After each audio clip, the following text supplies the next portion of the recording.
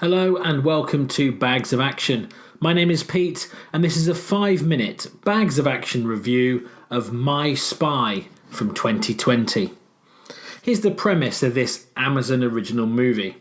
A hardened CIA operative finds himself at the mercy of a precocious 9-year-old girl, having been sent undercover to surveil her family. This family action movie was directed by Peter Segal, who also directed Get Smart, Grudge Match, The Longest Yard, and Naked Gun 33 1/3, and was written by Erich and Jeong Hober, who've written comic book adaptations Whiteout and Red, and also films like Battleship and most recently The Meg. So that hardened CIA operative is JJ, and he's played by Dave Bautista, of course, from loads of things, including the Guardians of the Galaxy movies. The 9-year-old girl in question is Sophie. She's played by Coleman, who's been in loads of TV shows and will eventually be seen in Avatar 2. The rest of the cast includes Parisa Fitz-Henley. She played Reva in the Jessica Jones and Luke Cage TV shows and is the mother of Sophie in this movie.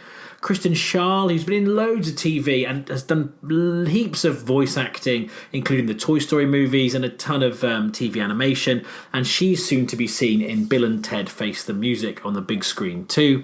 Greg Brick is also in this. He was Lopez in The Expanse, has also been in Shoot 'Em Up, Ad Astra and Code 8, and Ken Jeong, who plays Ben Chang, of course, in Community, and has been in loads of movies such as Transformers Dark of the Moon and Role Models. So a host of action heroes have tried their hand at family-friendly films, leaning into the comedy in the past. You know, taking the bit they usually reserve for the one-liners and putting it into the movie.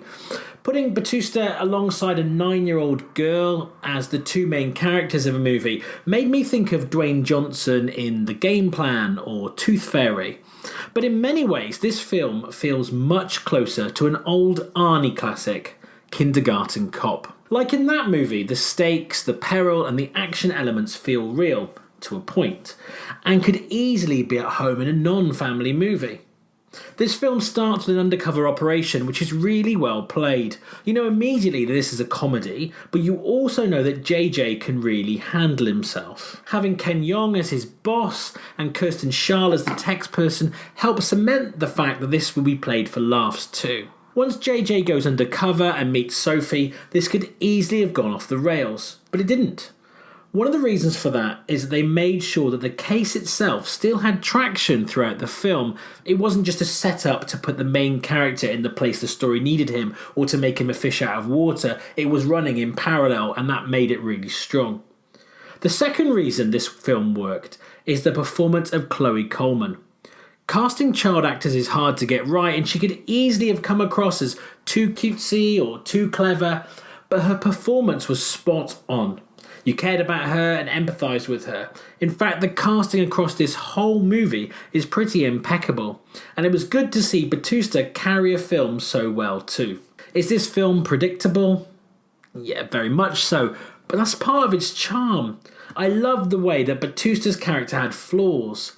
In Kindergarten Cop, Arnie's character is new to being a kindergarten teacher, but he's pretty invincible in his actual job. Here, there are some question marks over JJ and whether he's the right person to be a spy. And little touches like that and some of his backstory make his character much more relatable and give the film even more heart. This movie is also very funny. Watching it with the family, we were laughing out loud a lot. They lean into pop culture references quite a bit, which could age the movie quickly, I guess, but the script and performances massively lifted this from other family action comedies. The action, which as you might expect with this kind of film is heavily weighted to the start and the end of the story, is really well done. It's exciting enough, even though it's sometimes played for laughs. There's also a meta element running through some of those scenes too, which I thought was really, really clever and refreshing. I didn't want this film to end, and I'd happily watch a sequel, although it doesn't feel like it needs one, as it did exactly what it needed to. And I certainly don't want it to have a bargain basement recast sequel like Tooth Fairy, which had Larry the Cable Guy replacing The Rock, or the 2016 Kindergarten Cop sequel, which featured Dolph Lundgren taking over from Schwarzenegger.